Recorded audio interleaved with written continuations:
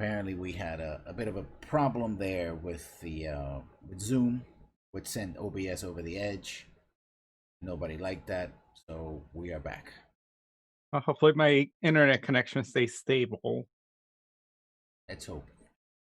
So we were talking about Duke Nukem, Yeah, and so okay, the game I was thinking about is Ion Fury.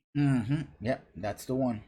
So Ion Fury, it seems to be it's was made exact same engine as Duke Nukem 3D.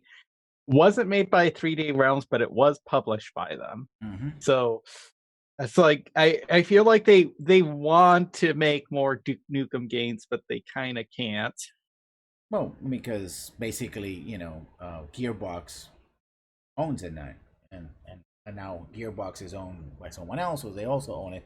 It gets complicated in ways that shouldn't be, but here we are.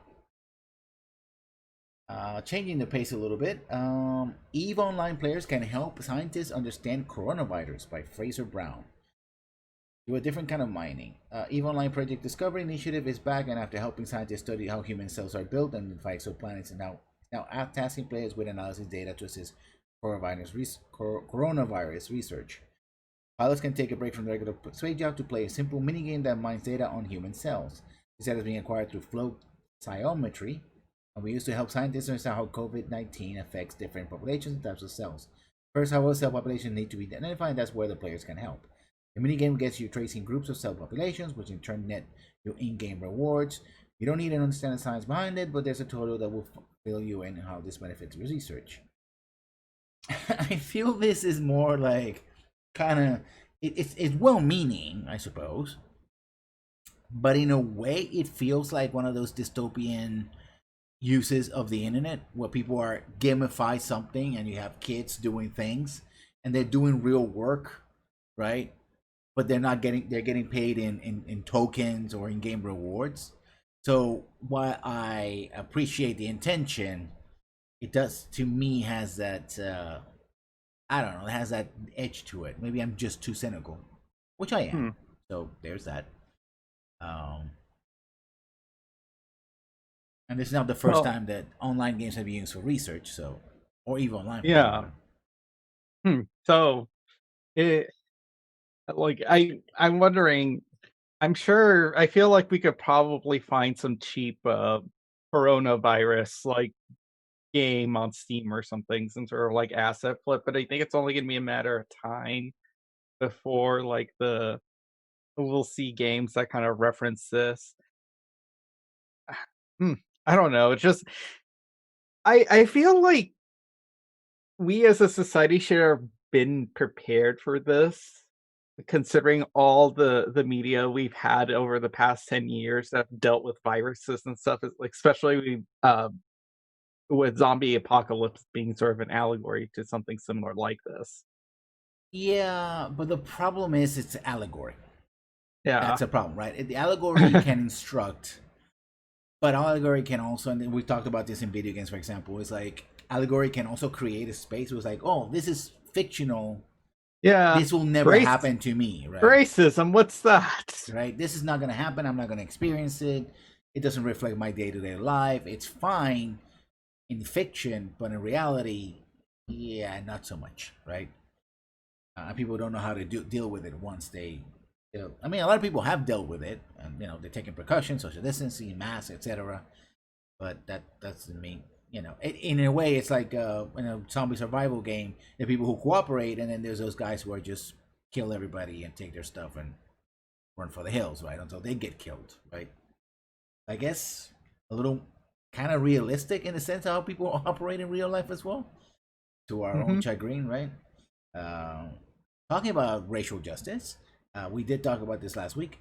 Itch.io's bundles for racial justice and equality finishes with nearly $8.2 million. I should have bought into that. I didn't because I'm saving my money. Although it was pretty cheap. It was like $5 or something like that. And what we've been doing between NCAACP legal defenses, educational fund, and community bail fund. So this is from Jonathan Bolding and Fraser Brown over at PC Gamer.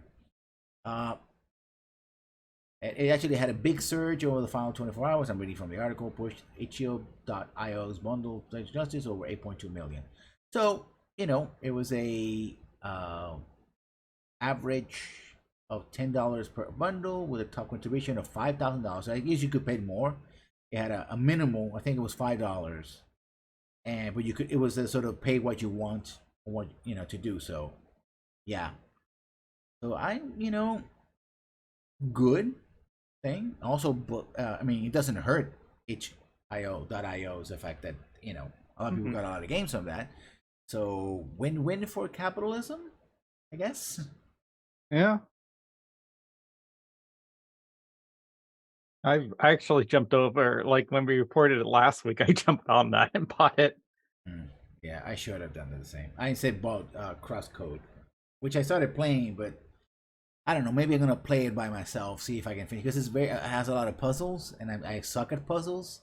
So I think I'm too embarrassed to do the. I like the whole aesthetic of the game and all that, but I'm too embarrassed to just keep wasting time on puzzles when I'm not doing much of anything. So, and there's also I haven't started with what's his name, Space Game, Space, No Man's Sky.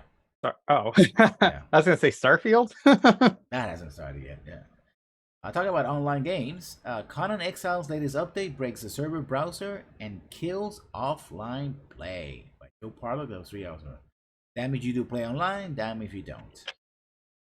Players have been struggling to play Conan Exile since the last update introduced what the community is calling the always online requirement. While update 41, Funcom announcing the launch of Funcom Live Services. And then, come on, it's already an MMO. Why do you need to call it I mean, people are so, and we talked about this in another show. Corporations obsessed with labels and corporate speak. It bites us in the ass again. While removing the previous de novo DRM, so that's pretty good. While the removal de novo is usually a guarantee home run by any publisher, this update has been plagued with connection problems and other bugs, leading to accusations from players of Funcom hamstringing the game offline play modes. Funcom Next is predominantly an online multiplayer survival game like Rust or DayZ. It's included features include single player offline play since launch. The problem first is PlayStation 4 version of the game, and saying many people struggling to connect the server. While the was fixed on their patch, PC players are still reporting that the in-game server browser is totally empty, meaning they can't find or join any games. Considering Funcom Live Service also seem to make offline play impossible at the moment, this bug renders the game entirely inaccessible to those affected by the issue. And yeah, games as service is at it again. I'm sure they'll patch it out, but Well, the example I just mentioned yesterday, there was a massive DDoS attack.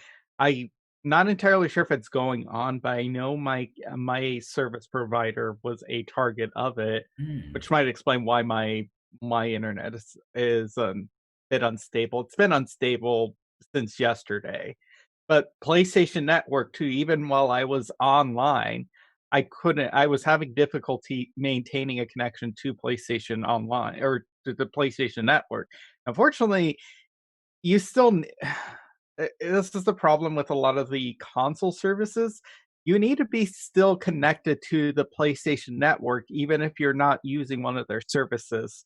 So in order to watch YouTube or Netflix or any of those other services, you need to be still your console still needs to be connected to the PlayStation Network, which is kind of stupid it's one thing if like Netflix or YouTube was down, but you know, PlayStation Network gets down, it's like, oh, it affects your service. I mean, it's like we talked about this in one of the things about consoles is like old-fashioned American Online or CompuServe or Genie, in which you have to go through them in order to get all the services, right?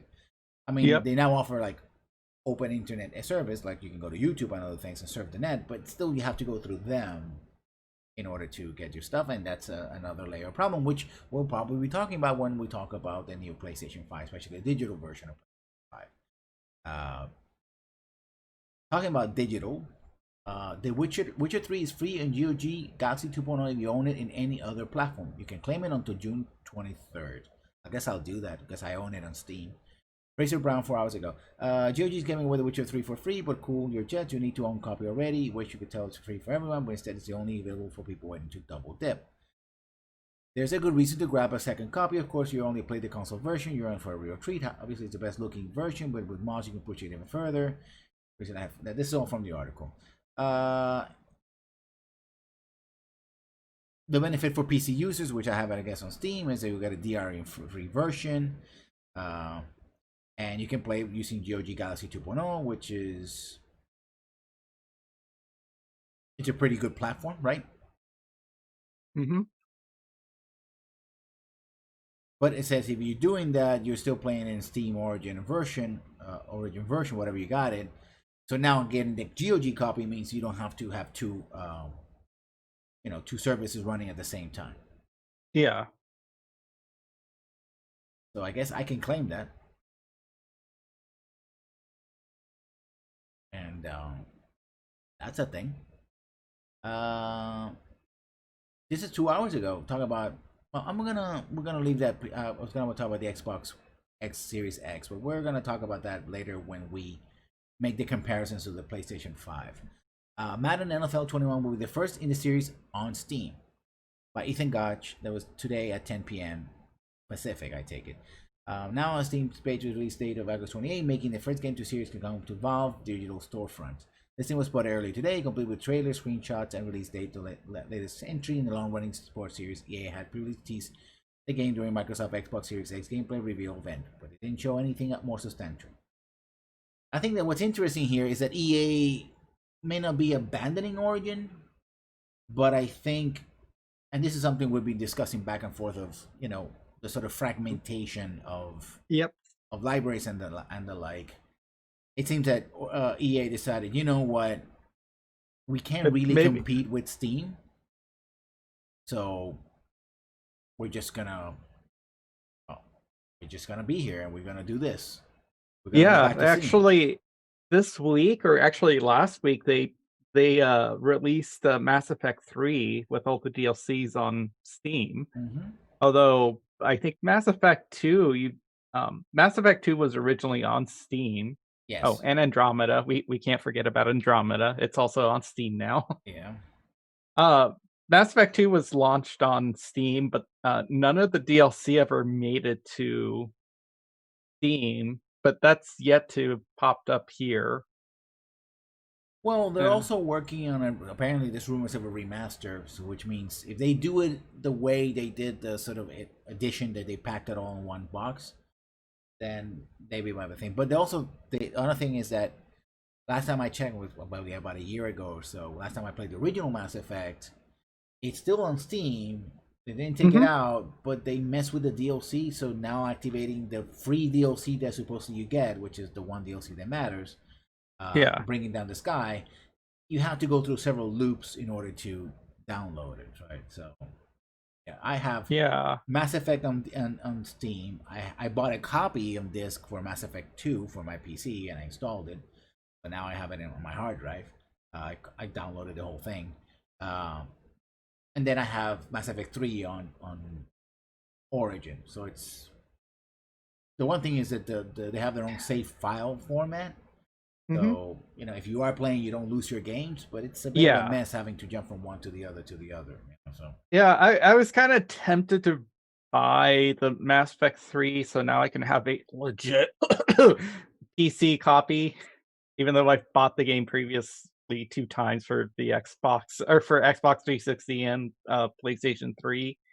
But it's like I'm kind of like, it's like I don't really feel like repaying for this game, especially if there is a remaster like on the edge. So that was actually something I think that a news story that popped up. So remember that the trilogy remaster of Mass Effect, which is kind of like offhandedly announced.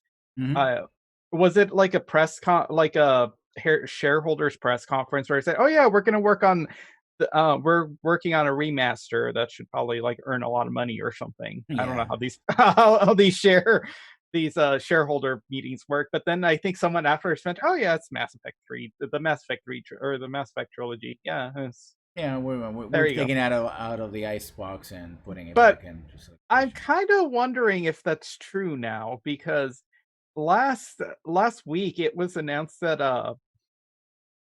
Kingdoms of Amalur was getting remastered or re-released. So I'm like, wait, so because it's still the publishing rights are still with EA, even though it's owned by THQ now. I think it was THC Nordic, yeah. THQ. So that makes me wonder if it's like, were they lying? Is were they actually talking about Kingdoms of Amalur and there is no Mass Effect trilogy remaster? I'm thinking that the money changed hands, basically. That's what I'm thinking. I'm Hmm. thinking that THQ Nordic wants to reestablish the series, right? Because they have the rights.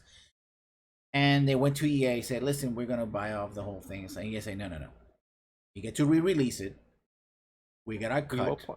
and if it's successful, then you can proceed with whatever is out." Right? You know, it's the last bite of the apple that EA wants. Basically, when all the lawsuits and money that EA basically lost on that game because of the lawsuits and the like, right? This might be a way. Ironically, this might be a way, legally speaking, to clear the air. Hmm. Because when you release the game, you release it with the new copyright holders as part. You literally put it on the Splash Kings. It's This game, actually yeah, it's an it is announcement to people saying this is our copyrights. This is who has what, and this is what we're doing. it. I mean, that also explains the name change too, which I think it's awful and I like it. It's I think Kingdoms of Amalur Re-Reckoning. Yeah. So there's that. Yeah. So we're not. I have the original with all DLC. We even streamed it at least once, maybe twice. It still has big 8 games and all that. So expect the new release is gonna be. You're not gonna see big 8. You're not gonna see any of that. You're gonna have new splash screens.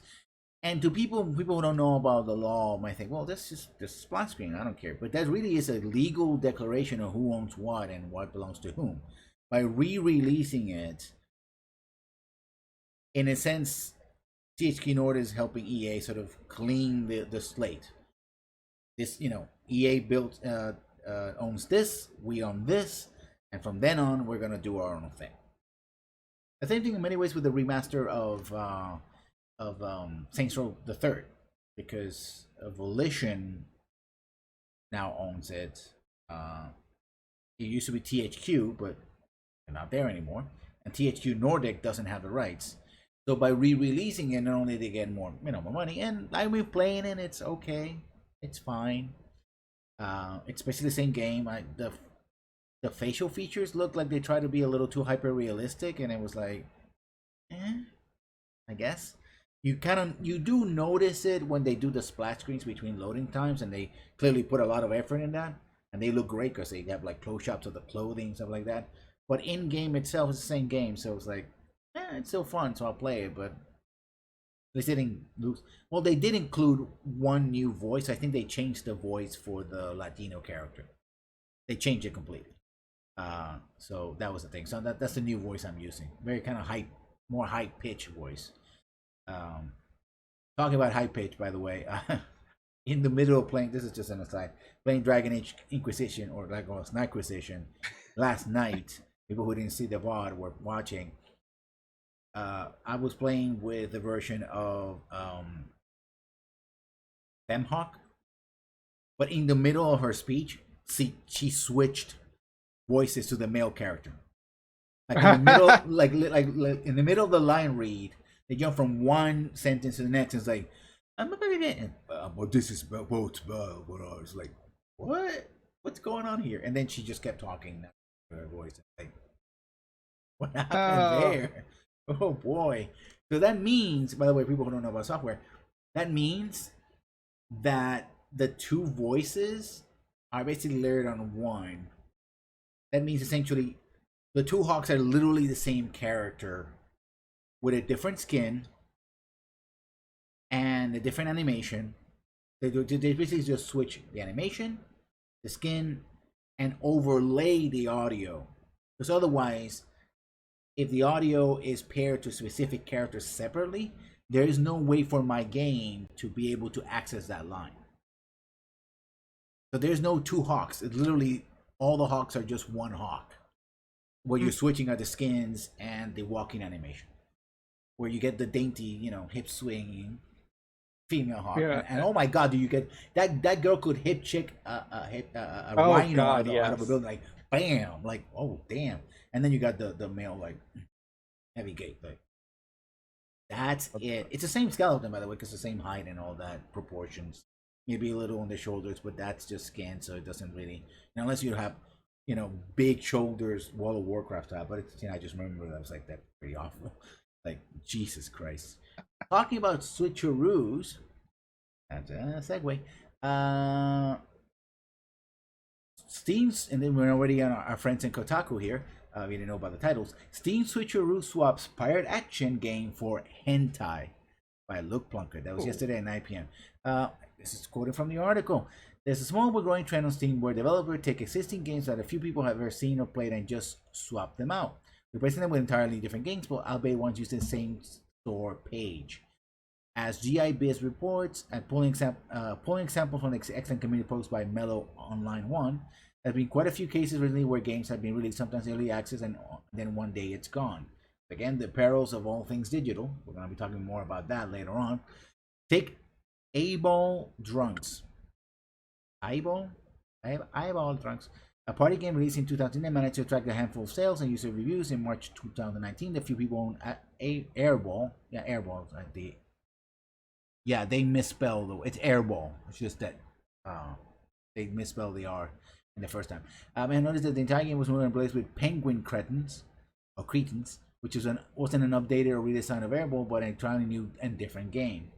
Final impression from Steam users will notice the Switch complaint. Developers read the game back to Airball, saying this is an early version of the game that was changing during development, but as we see, blah blah blah. Okay, that's the excuse.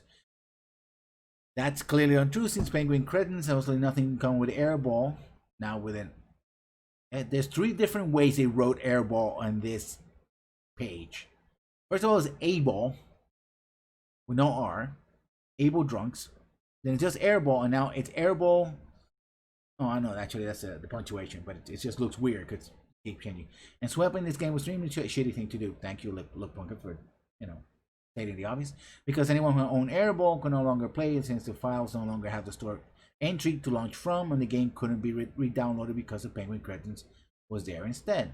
So there's that. Tale of Fortune.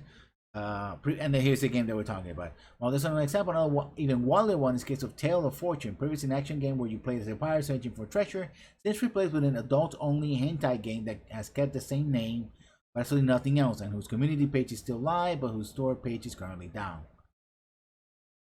Yeah, as lawyer Richard Hawk says in this video, while there's general terms of governing developer conduct like good faith and fair dealing, Valve will need to tighten that up, which is Valve. So that's the thing. I expect a Jinquisition on this soon. So if not, I'm gonna email Jim and go, "Hey, listen, this is what happened. I will need to tighten that up." Yeah. Let me get if I understand this correctly. So there was an early access game. It was essentially supposed to be this genre, not adult and whatever.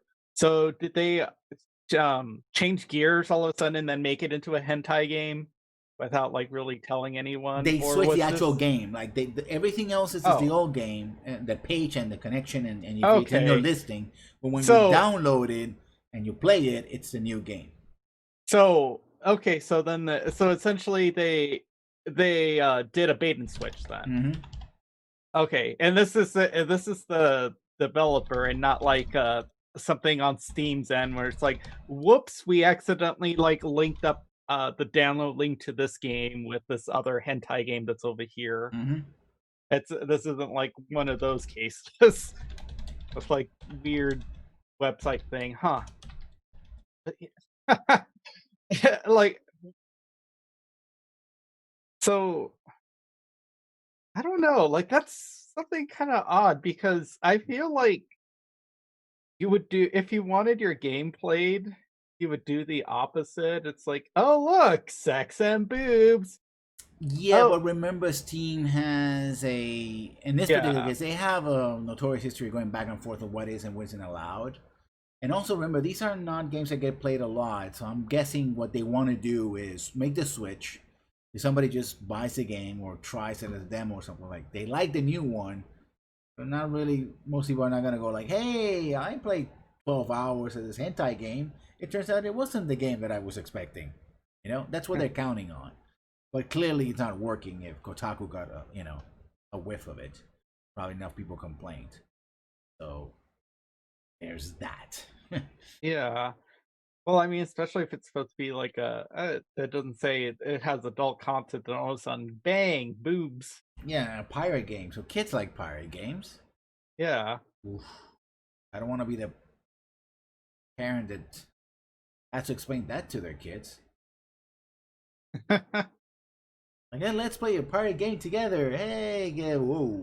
Oh, are we sure this isn't Pirates the movie, the video game? Or I guess No, no, I, apparently I don't not. know what would I. So would I have to reword that joke? Would it be Pirates the porn, the video game, the porno, the video game?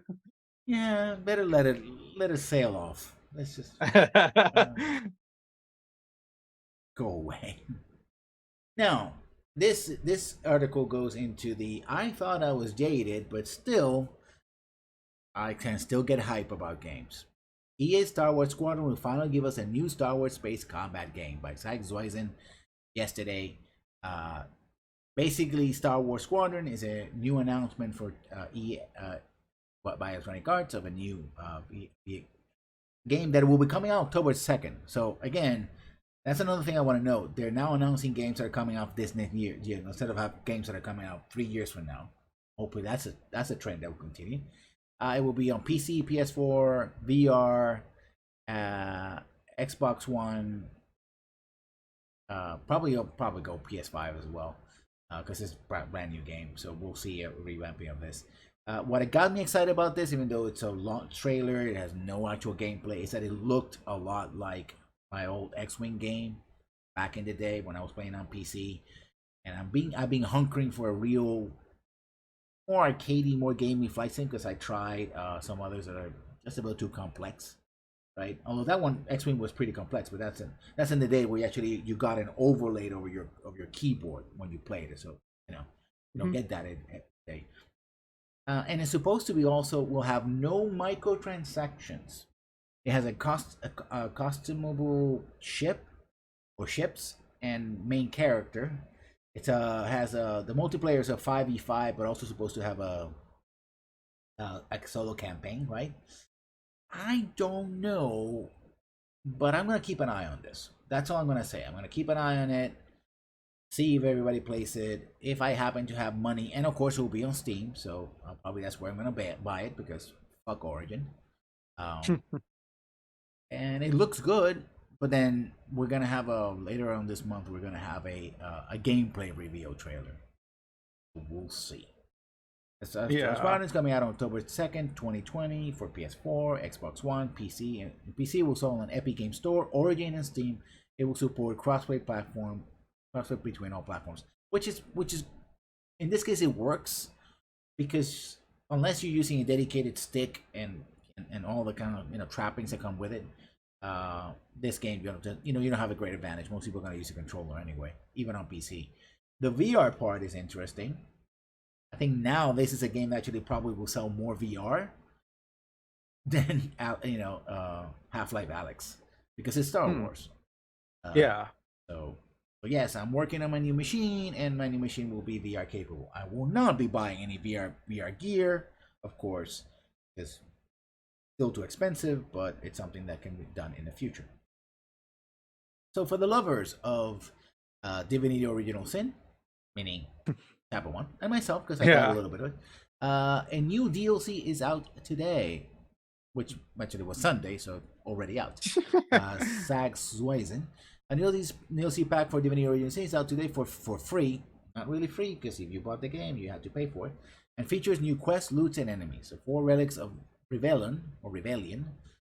It's the latest and biggest gift bag DLC for the popular RPG. It launches on all platforms today, on Sunday, so it's already out.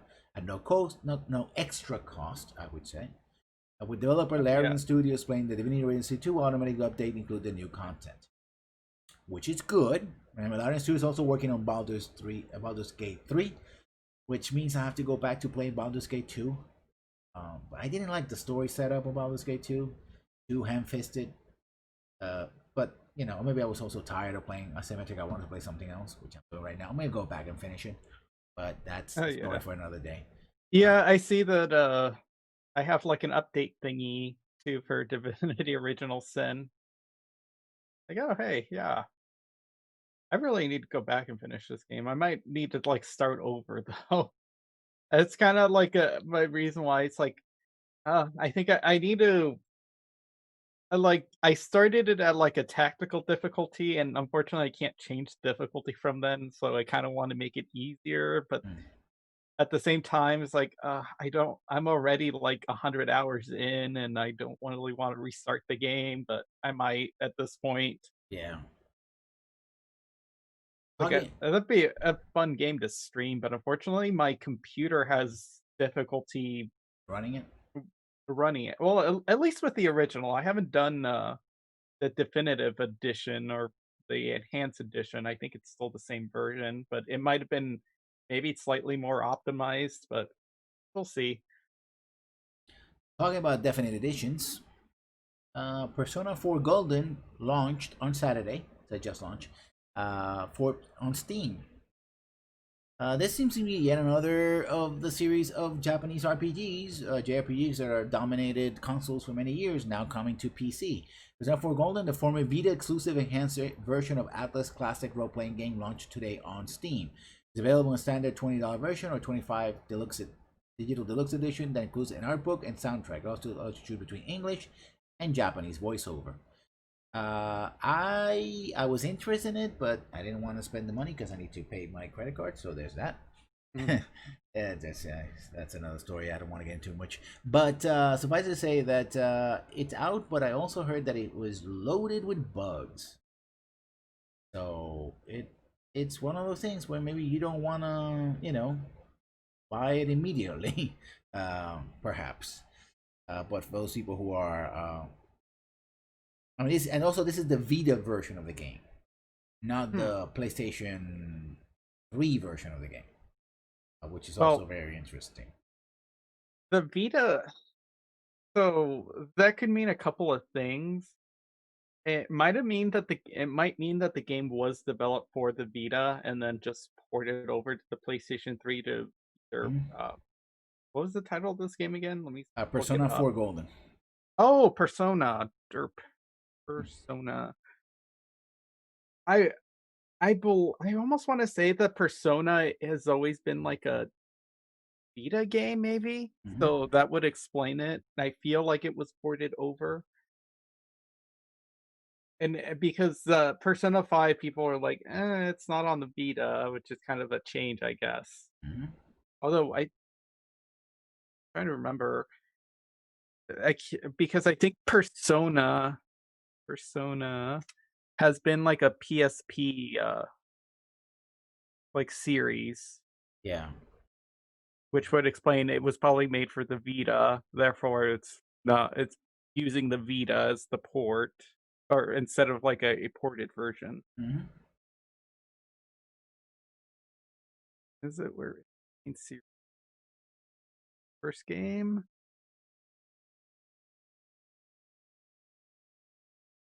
Oh, yeah, it says PlayStation Portable for the first one.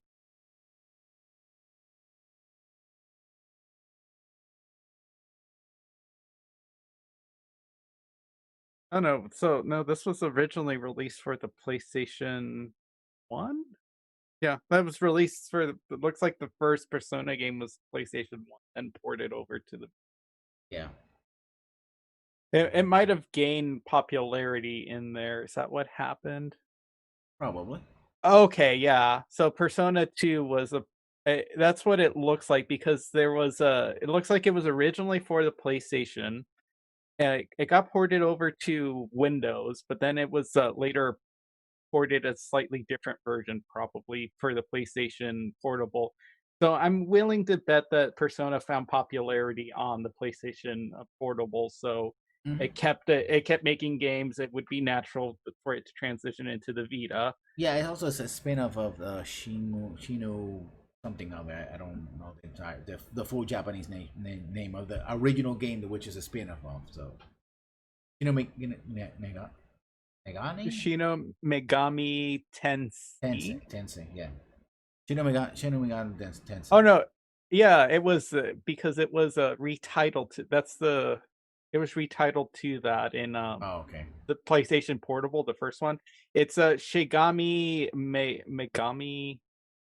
a Tensei Persona, semicolon Persona. Mhm. So there's that. Haven't dabbled in any of the Persona games. I saw the original Adam Cole. In fact, one of the first games I saw Adam Cole play was Persona, and I don't think it's gonna be my type of game. You spend like half an hour more before you actually get into the game, and it has typical JRPG combat, which is one side of people and the other side are, and that to me, it had so much of it that that kind of bores me, Hmm. because Isn't it like a lot of meandering about before you actually yeah, get to well, the it's combat? it's the thing about Persona is that you're basically a typical high school student. There's some kind of mystery, and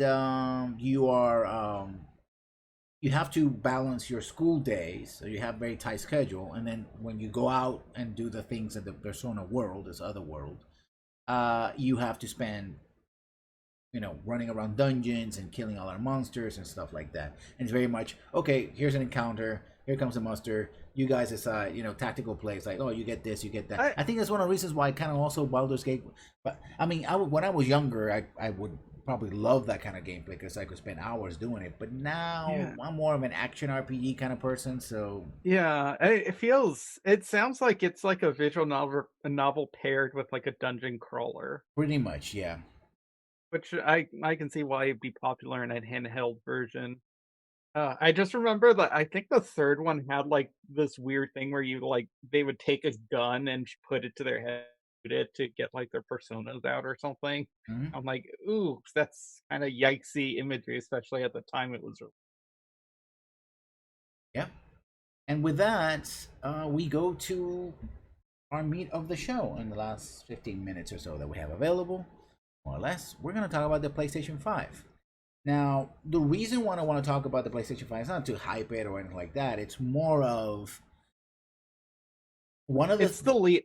Yeah, go It's ahead. the leader. Right now, it's the leader of the pack, so it would make sense to Mhm.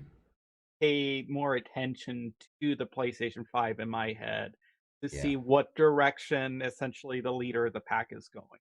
Much like I would say we would pay more attention to what a Microsoft presentation at the time of the Xbox 360. Well, actually, that is kind of relevant too. We paid a lot more attention to Microsoft when this generation of consoles was emerging, and that had its own ramifications, which is actually related to today. Yeah. And particularly, we're going to talk because last week we talked about games getting too big, and now we're going to talk about what does it mean to these things. So let's start with the first thing. We're done the Kotaku article. We're going to skip the games and go to the hardware specifically. Uh, go to the speaking of the PS4, what the deal with PS5 backwards compatibility. Good news, the PS5 will be backwards compatible. Bad news, only kind of. As revealed in March, Sony is Uh, targeting the top 100 most played PS4 games ranked by playtime for backwards compatibility, but the PS4 catalog is more than 4,000 titles deep. According to Mark Cerny, the console lead architect, due to some technical restrictions, each gen has to be hand tested for PS5 functionality. It's only natural the biggest games get first crack on the shiny new console. Sony hasn't shared what yet, but fingers crossed for God of War. Uh, we already know that GTA 5 is going to be re-released for these new consoles. That's a thing, right? So I expect more that this is not really going to be more PS5 backward compatibility. What we're going to see is to make sure late games that are coming out will be compatible, and new re-releases of big games. And also, let's look at what the measuring stick is. They targeting the top 100 most played PS4 games, ranked by playtime. But guess what? games as service is the thing that will get the most attention first and foremost. So outside of Sony's own um, first party games, they're looking at third parties. It's like, well, do you have successful games as service? Yes. Okay, you get first choice at this. Yeah, and I am looking at it is sort of prefaced at launch, which of course at launch, yeah. So I think um Microsoft had the same thing where it's like Mhm. some of the games are backwards compatible, some of them aren't. You might have to download some extra software, but it's the most popular games were backwards compatible 360 between the 360 and the original. I think now they've had more time, so I think all their consoles have been kind of progressively backwards compatible. I mean, they've had years and stuff to get pretty much all the games to be backwards compatible. And I would assume that they, since they have started adapted this earlier, they probably have that already kind of in mindset when they do the architecture for their next console to Mhm. have backwards compatibility in mind. But I was hoping, I was trying to look up a list of what are these games because 'cause I'm curious, Yeah. but I don't think there is a list, like a released list yet. Um, okay, here's a list of specs, and this is where things get interesting. It'll have an 125 gigabyte of internal storage. We know this is going to be an SSD. More than 500, including the first edition of PS4, but that was standard head drive. But less than the 1 terabyte promised by Microsoft Xbox One X Series, Xbox Series X. Now, one of the things is that there will be two versions of the PlayStation 5. One will be with the disc drive, and the other one will be without a disc. Now, we've seen only digital versions of Xbox machines, but these were secondary launches, not the original Xbox version, right? So remember, those were half. They were upgrades. They were half generational upgrades to keep the thing going for a little while. Not everybody bought them. Not everybody made the jump. Other people waited for the new machine to come, and that's the ones they bought. Like So me. yeah. So this is the first time that off the gate we're having new consoles making the statement that it's all digital now. But we already talked about DDoS attacks. We talked about it a little more before. You talked about how you have to be subscribed to the service. Uh, 825 gigabytes. First of all, it's an odd um, number. Usually go from you know 100, 200, maybe 300, then you jump to 5, then you go to the next level, right, from 500 gigabytes all the way to 1 terabyte. But I think this is a cost thing, right? They're offering a slightly smaller hard drive to save cost, specifically in all digital. And I think the all digital is it's designed to be the flagship machine, right? They're gonna have two versions of it for people who a smaller market of people who's like, I like to collect this, whatever, and I want to have a backup Blu-ray player, right? Uh, but even those people, and this is when you start having problems with the size of, or just first of all, yes, it will be able to support external hard drives, but that just means extra cost. Like we said before, games are getting bigger. Even if you get a copy of a Blu-ray a game, usually now they come in 2 discs or more, with one of them being an install disc. So the entire, basically, a significant portion of the game is still going to be in your hard drive. Now, let me Yeah. ask you something, Chapamon. How often do you erase all games to put in new games? I try to avoid that as possible, as much as possible. I've had to do it recently because a lot of the games that I will get to eventually are sitting on my PlayStation hard drive, and it's a terabyte. It'll already kind of complain that, oh no, you need to make room for to download this game, even though I'm pretty sure when I look at the little bar that shows me the things, like there's enough room. What are you talking about? It's just empty space should be enough for this game, but it's still I don't know if that in terms of how it downloads the game and installs it, if it needs like a little buffer of a certain size so for it to download and install. I Well, feel like that's the case, and that's not communicated to you clearly. you need a buffer for installation, right? Because there's literally always need a little bit more. You need a buffer for upgrades. Now games are always upgraded, and you need a buffer for save games. Right, that's not included, and of course all the DLC and other things that you buy. So even if you buy a game at 30, that has about say 30 gigabytes, over time, especially if the games as service, it's gonna grow. So it could be 45, 50 gigabytes. And from a year, let's say 18 months to 2 years from now, we're gonna start seeing the real games that are really native to these platforms. I wouldn't be surprised that many of those games, especially with one day, first, massive patches in the first day, and DLC and all things, could easily run up to 50 to 75 gigabytes, which means that even a terabyte worth of hard drive, it's not gonna last long, right? And Yeah, doesn't my go ahead. yeah, my terabyte drive in the PlayStation 4 Pro that I have is already like nearly full. And that's not to mention firmware updates for your operating system, your peripherals, because now all peripherals, especially in all the machines, are going to be wireless, which means they have their own software to talk to the main machine, not simply an infrared connection or radio connection. So they're going to have firmware upgrades for your controllers or controllers, a firmware update for everything. And if you have VR, especially in PlayStation 5, expect a lot of firmware upgrades, particularly with no more games coming out with a VR option. And what's going to happen is when you download this stuff, the game doesn't care if you have actually VR installed. So let's say you don't have it, you have a machine that is you bought the cheapest version, no disk tray and no VR option. Say that's something you can do. So you shave what, $100, $200? Okay, cool. You got a cheaper version. The games that are gonna download it with VR will still have the extra VR stuff. That's gonna be a couple of gigabytes at least. Mm-hmm. And you're still gonna have all those firmware updates, because the idea is, well, hopefully the idea is that the moment you decide, okay, I'm gonna buy the VR stuff and just have it, you say Bluetooth or laser, whatever it is used to connect, probably Bluetooth. I can just play it, which is not really going to happen because you're going to have VR updates as part of the OS, but there's still going to be like an introductory package update that will be included no matter what. So yeah, it's all over the place.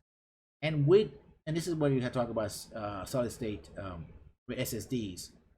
The problem with SSDs is that although they're getting better all the time, but I suspect these SSDs are probably about 2 years old. Right, they're not really current technology in the sense that they're not the ones that are coming right now. So they're designed with technology or whatever technology were when they, essentially closed the box in the final design. Could be 6 months, a year, 2 years, 3 years ago. They have shorter lifetime. And so if you have a smaller hard drive, and it's the only way you can access games is putting in the hard drive. You have to download the whole thing. You're constantly erasing it or adding new things. I expect that we're going to see 6 months from now, maybe a year, a lot of complaints about bad hard drives in PS5s.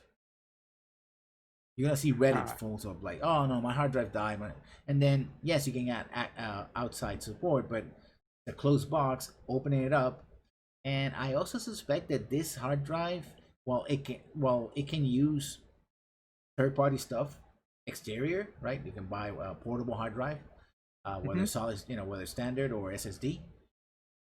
The stuff that goes inside the machine, it's gonna be proprietary. Again, 825 gigabytes sounds non-standard, so that means that if you take it to fix somewhere, and the hard drive has DRM on it, which actually can have people.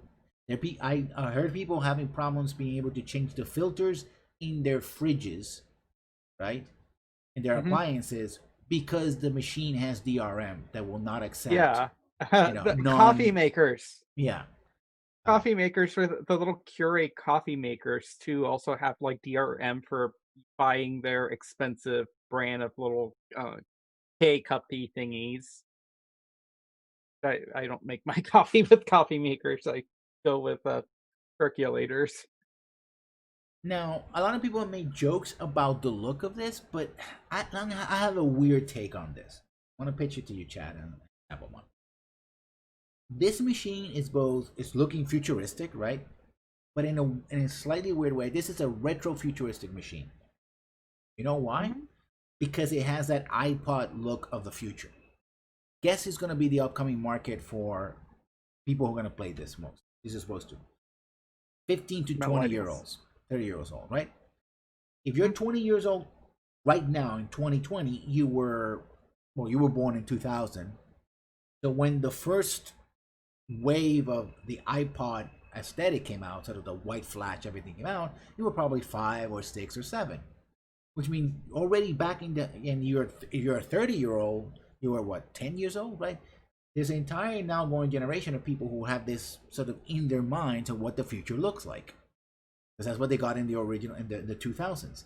And this machine is particularly designed to have that look. So for all the people making jokes about looking like a router, and I'm looking at my modem right now, router, which is white, kind of looks like this, but Mhm. the black thing, Yeah. you might be missing something, because this aesthetic seems to be like a direct. It's it's weirdly retrofuturistic. If 20 years ago is far back enough to be retrofuturistic, but if we're talking about the 80s being retrofuture, the 90s retrofuture, then I think now the 2000s are retrofuturistic. So maybe they have something. I do like the look of the controller, although again it's dual shock with the two sticks in the middle, which is, I'm more used to this, right? Wide spacing, but that's just me. Uh, Apparently, they still have that pad that nobody really uses, and the microphone. They can pick up your voice. So, like Sony's, when it comes to controllers, Sony's just simply evolves their controllers rather than, little by little, rather than anything else. Uh, Rather than Nintendo's like, yep, we're gonna toss the Wii controller and the Wii U pad thingy. Now we're gonna go with two separate little thingies. Reinvent the controller. Compared to the Xbox Series X, they haven't really made. Let's see if they make any claims about how many. If you can run games at 120. Xbox makes a claim that they're gonna run games at 120 frames per second. The claims I heard about PlayStation 5 is 60 frames per second. But to be honest, again, yeah, you probably are able to play a game that is coming out right now, like EA Squadrons at 128 or 60. But can you do that a year from now or 2 years from now, right? Hmm. So teraflops. I'm not entirely sure what the hell a teraflop is or exactly how much one teraflop is good and like quantity wise. Mm-hmm. Apparently, the PlayStation 5's the teraflops are 10.28 and the Xbox Series X is 12. And assuming that more teraflops equals good, the Xbox Series X has more teraflops, so better? Question mark. I know there's more to hardware than like one component. Just because one component is the super duper best is not going to make up Everything else, yeah. You know what I for expect, speed. that, and I think probably both Microsoft and PlayStation and Sony are doing this. That they're gonna do the same thing that this in this generation, where they're gonna release a spat of new machines, all the cutting edge, all that. Then we're gonna have, especially I think Microsoft is certainly, because now they're calling the Series X, so everything's gonna be X from now on. It'll be X forever since the Xbox, right? Um, and they're gonna release a year from now or 2 years from now. They're gonna see if the sales of all digital machines are really the thing that everybody does. The next update is going to be an all digital machine. It's probably going to have 1 terabyte hard drive. It will have slightly better specs, and that's gonna be that. So they're set. This is, they're betting that they can that this is the way to go. Uh, which means if you expect to collect or even own any games in the future, the answer to that is not really. We're no longer in if we will no longer be in the realm of owning games unless we see major change in the law, especially in the United States, Japan, and China. I don't see that coming. So the era of owning games is over. Whether the era of games as service for everything, a thing, but yeah, I think that's to me that's the real hang up that I have with this is that we are no longer in the era of owning anything. Because and we as we saw also in Steam, they can Sony can change things whenever they want to. Microsoft can change things whenever you want to, just like Steam does, or people on Steam can do. I had a problem with not a problem, but it kind of happened with Epic. It's like, oh, you get this free game, Ruiner. Like, okay, I played it, I'll download it, and then I erase it because I didn't, again. Yeah, sorry, that was me. The the camera. my Yeah, your internet connection is a bit. hearing little bits and pieces of your conversation. Yeah, sorry about that. That's my that's my end. Yeah, so I think we're gonna thinking that we are having problems again, and we come to the bottom of the hour. My conclusion is essentially not a horrible idea. We were in this position before, but yeah, it's the end of owning games. So I think we were so gun ho yeah, guys, this console generation, but it's like, now I think people are okay, folks. Chabamon is having having problems. everything digital. Yeah, sorry, Chabamon is having problems with Ah. with his side of things. Hopefully, he's not a DDoS attack. So what we're gonna do a truncated send off here. You can find Chapelmon everywhere on YouTube and now on Twitch. So he's a streamer there. You can find me here every evening playing Dragon Age Snarquisition, and of course on Tuesdays when things work together for us, we have the podcast, and also you can find me on Sundays not hosting, but GMing over Raktos channel. That's I'll put it in the chat. Raktos. Sundays at 2 o'clock Eastern. Iron Claw, the Isles, the King's Chosen. So, and I also have a book. I'm a published author, so if you want to check my book, you have Amazon Kindle. You can check out for 99 cents. Knights and Stars for 99 cents. You can also find the link below. So I apologize to Chapelmon for talking over him, but I want to make sure that this is goes as smooth as possible. So thank you for everybody for coming. Hopefully this will get much better next time we are together. So thank you for coming, and we'll see you when we see you. Bye bye, everybody.